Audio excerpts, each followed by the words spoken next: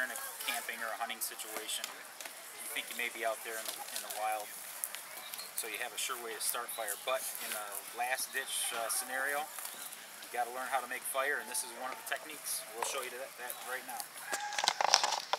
You want to start, and I'll just... Yeah, what we're going to be talking about is a bow drill. In the bow drill technique, of course, starts out with the bow itself is just a stick or a sapling with a piece of cordage wrapped around it. This is just a piece of 550 paracord. We have the spindle, which the bow actually wraps around, and it spins this at a high rate of speed to create heat and dust in the coal. We have the hearth board right here, where the spindle sits in and seats into a notch that I'm going to create and cut into the wood itself to form the coal. We have just a piece of leather. It could be a leaf, a piece of birch bark, it could be anything really, a piece of wood, just to catch the ember, the coal dust, after you started an ember.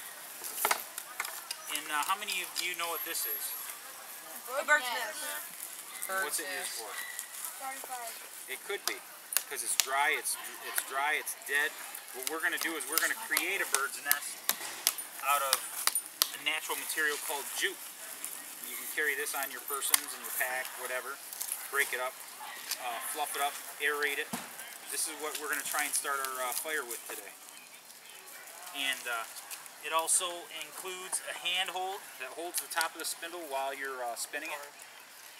And I always like to use a saw with my hearth board just because it's a lot easier and a lot faster to get this thing going. And I'm going to start showing you how I prep my set. This is basically my set. I'm going to show you how I start out with it. What I do, first of all, is fit my spindle into the bow, into the bow drill itself. What I do is I take my spindle and I twist it in place, just like that. And this is going to run up and down the bowstring, and it's going to spin. And I don't want it too tight because it'll slip. I'm sorry, I don't want it too tight or it won't turn, it'll cause too much friction. And I don't want it too loose or it'll slip. And this is round, so what I do, one little trick, is I take my knife and I carve facets, which are flat spots on the spindle itself, just so the string has a spot to grab and not slip on the round surface. The spindle has two ends to it. One end is going to be carved down just like you're sharpening a pencil, to a nice little point. That point is going to be in my hand hold. You see how shallow that is? And it goes to a nice sharp point. This is a little bit more of a duller point. This is the part that's going in the hearth board. This part I shouldn't even be touching because it could get moisture off my fingers and it just makes it a lot harder to start bow drill fire with it. So what I'm doing is carving facets, which are flats, in the end of the spindle that's going to be going into my hearth board.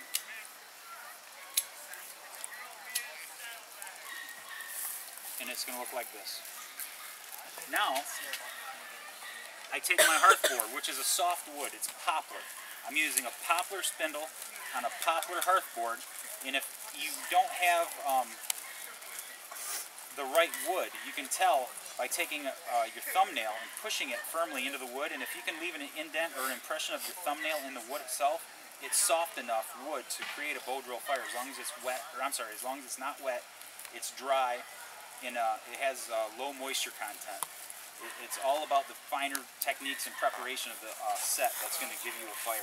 What I do is I make sure I have all my equipment in my set ready to go.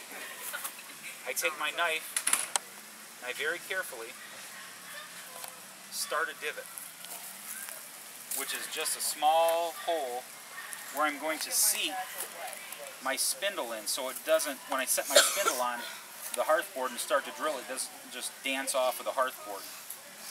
So what I do is I just create a little divot. I don't know if you can see that or not, but that's just a tiny little indentation in the wood with my knife.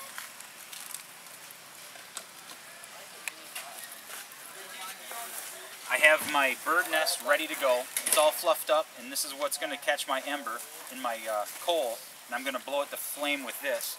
I'm going to take this, and I'm going to stick it in my pocket, because it's not wet, and if I put it on the concrete, it could soak up the moisture from the ground. It could be very detrimental to your fire making technique. What I do now is I'm going to do this up on a raised platform so you can all see it. I set my coal catcher, which could be a leaf, could be birch bark, could be a piece of wood, down on the ground or on the stool right now. I'm going to set my hearthboard on the coal catcher. I'm going to place my foot on the hearthboard. I'm going to take my spindle, wrap it up into the Bowdrill like this, one time. That's just a preferred method of mine. I'm going to seat this end into the divot that I made. And when I start turning this, you guys are going to see some smoke. What we're looking for is a nice dark smoke. Go ahead, Abe.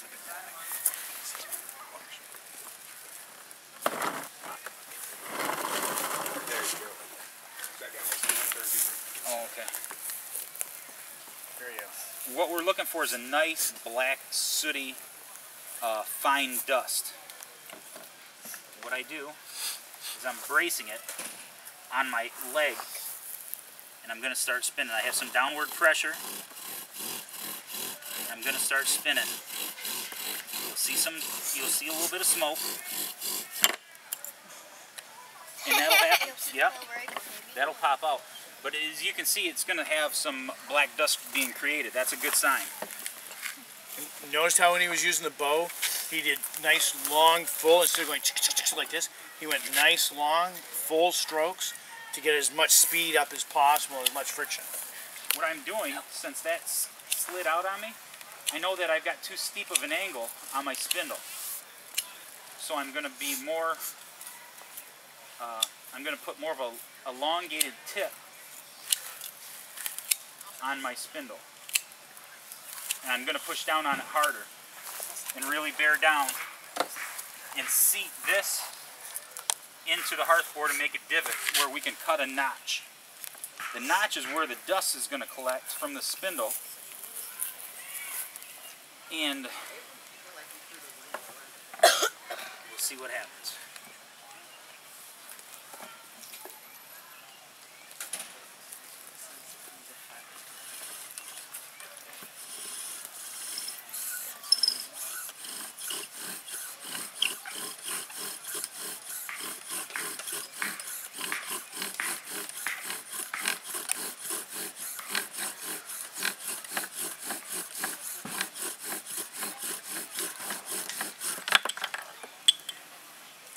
Some smoke.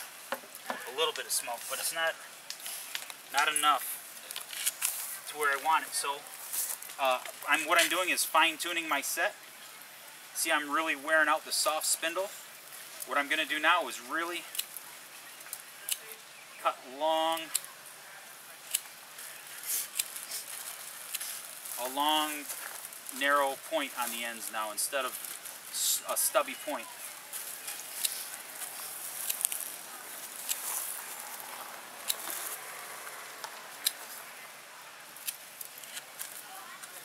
See what he's building to? If you see the big holes there, guys, he's starting out with just a little tiny divot. So it's not, you just don't automatically make a little divot and start a hole and get a fire going. He's tuning his set and he's bringing it down, he's building it up to the point where everything mates together so he gets the most amount of friction possible, the most amount of surface area rubbing against each other, and that will create his coal and he'll catch that coal. So it takes time. You just don't drop the spindle down and start going at it. You've actually got to work things together.